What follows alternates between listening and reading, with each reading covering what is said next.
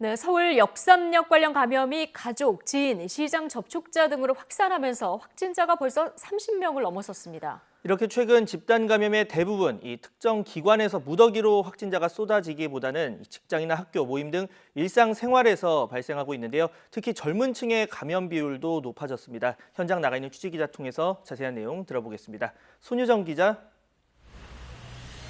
네, 서울 역삼역에 나와 있습니다. 예, 그 역삼역 관련해서도 산발적 감염이 지금 계속되고 있는데요. 확진자가 지금 30명을 넘어선 거죠?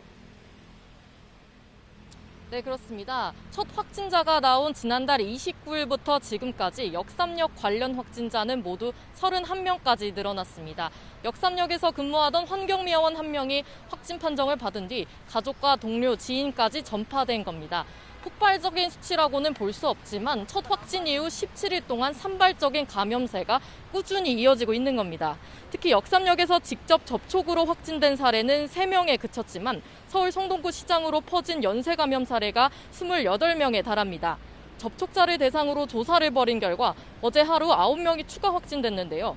역삼역 확진자의 지인인 성동구 시장 관련자가 확진 판정을 받으면서 어제 낮 12시 기준 시장 관련자는 11명, 그 가족과 지인이 확진된 경우는 17명까지 늘어났습니다.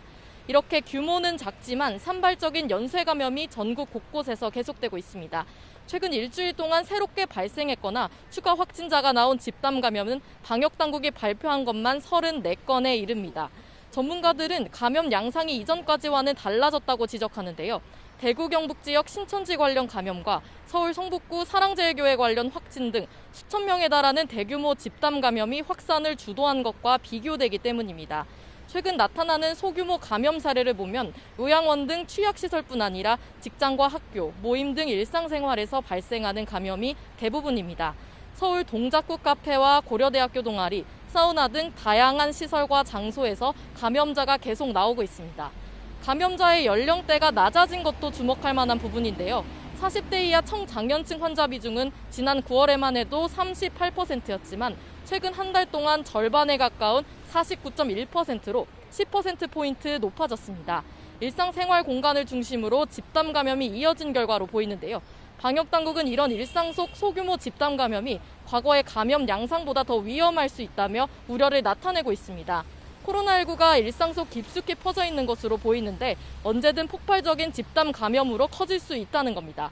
방역당국은 지금 자칫 긴장을 늦춘다면 언제든 혹독한 겨울이 찾아올 수 있다며 실내에서도 마스크 착용과 거리 두기 수칙을 잘 지켜달라고 당부했습니다. 지금까지 서울 역삼역에서 YTN 손유정입니다.